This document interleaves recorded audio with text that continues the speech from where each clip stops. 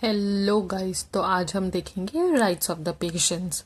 जब एक हॉस्पिटल में पेशेंट आता है उसके क्या क्या राइट्स रहते हैं हम वो देखेंगे, और वो हम कैसे कैसे कब कब क्या क्या यूज़ कर सकते हैं वो हम देखेंगे, ताकि हम एज अ नर्स ये सारे राइट्स अपने पेशेंट्स को बता सके, ताकि वो बराबर टाइम से जो भी अपॉर्चुनिटीज उसको मिल रही है वो उसको ग्रास्प कर सके, और अपनी एक अच्छी जो भी उसकी केयर की एक्सपेक्टेशन है हम उसको डिलीवर कर सके वो सारी चीज़ें।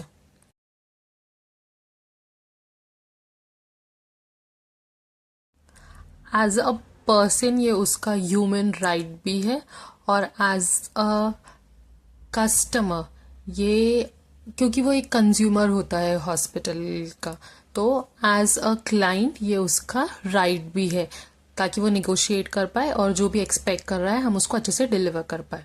तो फर्स्ट जो आता है राइट उसका वो है रिसीव हाई क्वालिटी केयर। तो नो मैटर डिस्पाइट वो कौन से कास्ट, क्रीड, रिलीजन या कोई भी वो एरिया से क्यों ना आता हो, हमें उसे अच्छी सी एक हाई क्वालिटी केयर प्रोवाइड करनी चाहिए। हम ये नहीं बोल सकते कि ये अर्बन एरिया से है तो इसको अच्छी केयर देंगे, ये रूरल एरिया से है तो हम उसको कम अच्छी वाली केयर देंगे। ये ऐसे सारी चीज़ें नहीं होती है। Despite of caste, creed, geographical area, उसके education background, socio economic status, ये सारी चीज़ों को हमको अलग रख के उसको एक हाई क्वालिटी केयर देना है।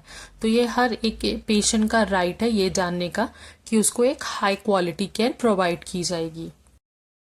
तो ये एज अ पेशेंट, ये पेशेंट का डिसीजन होता है कि वो गवर्नमेंट बेस्ड सेटिंग पे जाए या वो एक प्राइवेट बेस्ड सेटिंग में जाके स्टैंडर्ड ऑफ केयर ले।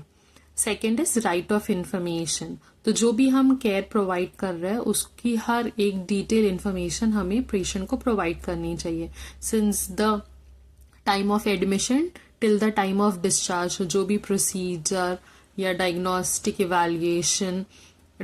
इवैल्यूएशन का प्रोसीजर, प्रोसेस, उसका टाइम, रिपोर्ट डेवलपमेंट, उसके रिपोर्ट की रीडिंग्स, उस हर एक जो भी ट्रीटमेंट हम दे रहे हैं, नो मैटर सर्जिकल या मेडिकल, जो भी है ये सारी चीजें जानने का उसका राइट होता है।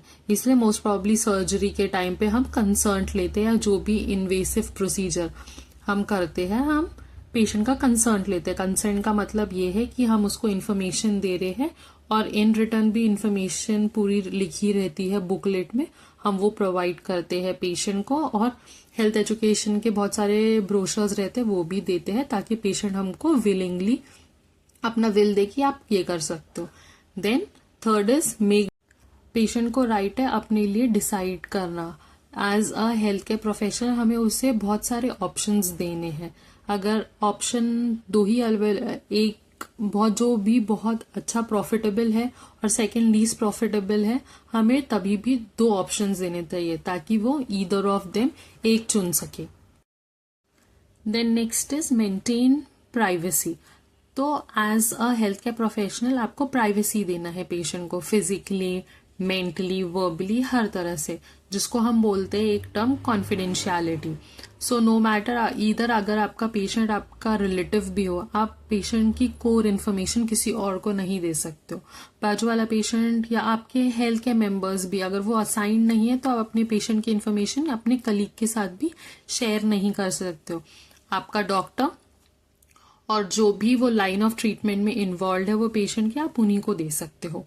ओवर देते टाइम पे सिर्फ जो आपका रिलीवर होता है आप उसको ही इन्फॉर्मेशन दोगे।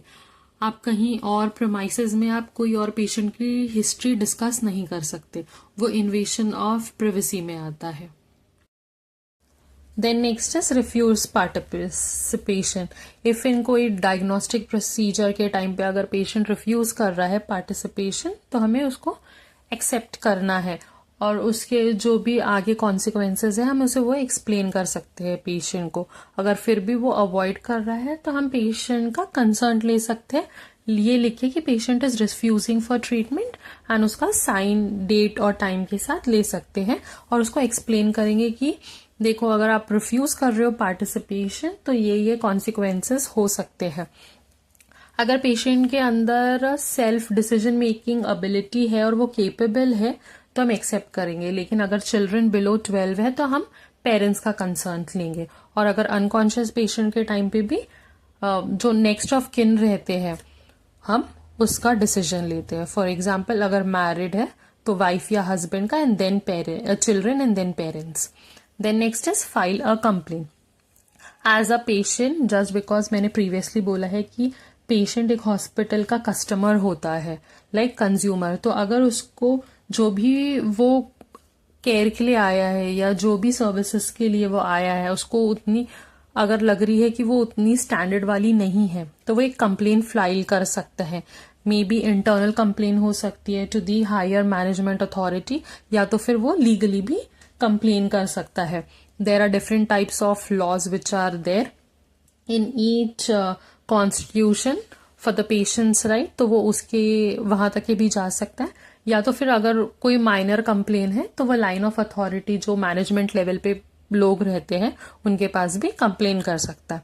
Complain can be of verbal और in written, depends on the patient's choice, but he has a right to file a complaint. And even certain times patients sue the hospitals also. The next is receiving an explanation of billing.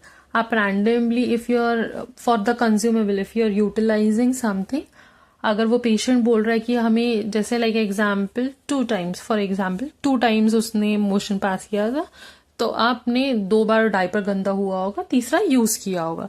लेकिन अगर आप charge कर रहे हो 5-6 diapers and the patient knows about it, तो वो explanation मांगेगा। And explanation के टाइम पे आप ऐसे अवॉइड नहीं कर सकते हो, या तो फिर ग्रॉस एकदम क्वारल में नहीं जा सकते हो, बहस में।